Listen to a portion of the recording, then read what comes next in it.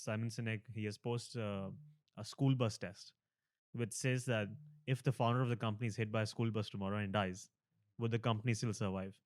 And arguably, you can say Apple clearly is a very different company when Steve Jobs was in power and now isn't. And we've seen on two different instances that has happened because he was removed initially as well. Microsoft, after Bill Gates left, Steve Ballmer, there was a clear decline, and now it's trying to recuperate again. The same argument can be made for SpaceX, Tesla with Elon Musk, Amazon with Jeff Bezos. So what he argues is, and my gut instinct is, they will not be the same companies without, let's say, SpaceX might not be the They would same. be very different companies, Very that's different. for sure. Yeah. So then the argument is that you're not really running a company. What you're running is a force of personality because it doesn't transcend the personality, you know?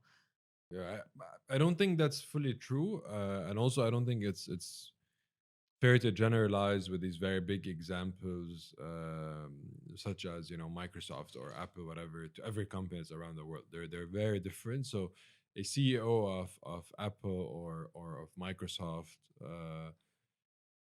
does a very different kind of job for a company that's 1,000 people.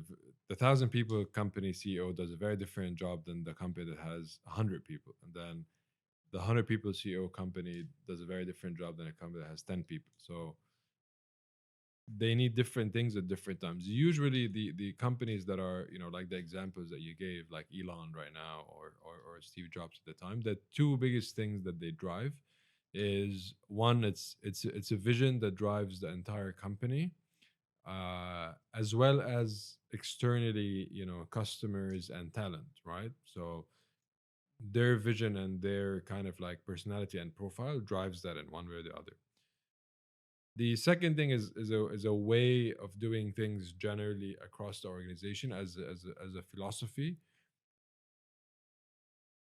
that really kind of like impacts their strategy and so on. So these are the two things that are in very large companies you could look for if the founder or CEO leaves, and but it certainly becomes a different company when they leave and someone else comes in. Now, if you look at a company, a small company like a 50 people company or startup, it's different because it's likely that the CEO is not just sitting there sharing a vision and driving things externally and all of that, but it's actually like doing work themselves. So they're still heavily involved in a lot of like things that are hands on.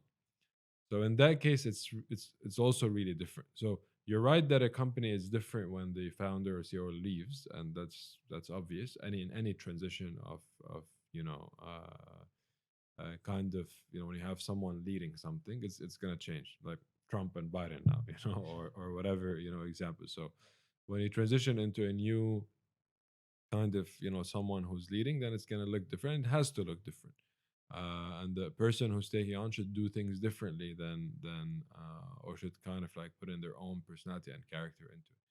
But again, they're really different, and also some companies, their CEOs or founders who are usually entrepreneurs, like the examples that you gave, like Bill Gates or Elon or Steve Jobs or these guys. They're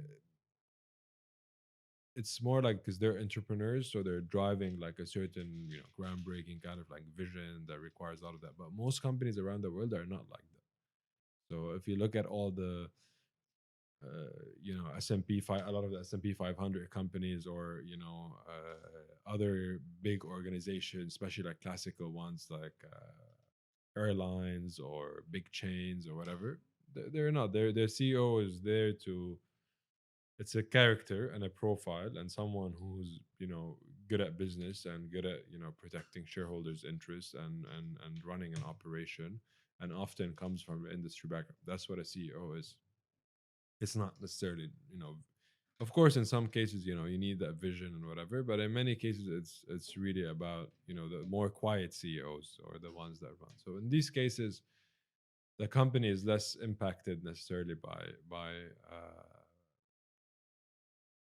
that kind of it. But every company needs innovation. So whoever is there, they need to be innovating. They need to be uh, coming up with new things and a new way of doing things. So yeah, it does look different, but it's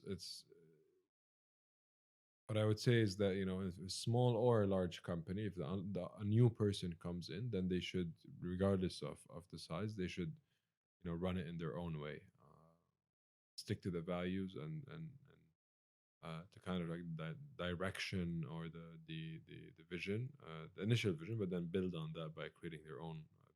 And that's one of the things that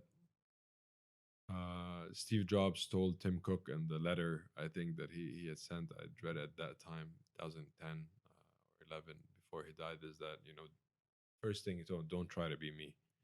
And he succeeded because he didn't try to be him. And actually, if you see that Apple's stock, or in terms like gains, had the most gains since Steve Jobs died. So which is when but he did what he did very successfully is that he did not try to be Steve Jobs. He was himself and used his own skills to the best potential. And that's why the company is still successful, regardless of all the noise that was around, and consistently every day, every time there's a release, like an Apple product release, everyone, like on Twitter, and everyone is bashing, no innovation, the company is dead, whatever. Straight the next day they go and buy the product. This same person who was like bad, they go and buy the same product. And Feeling attacked. Yeah, yeah. I do it as well. Yeah.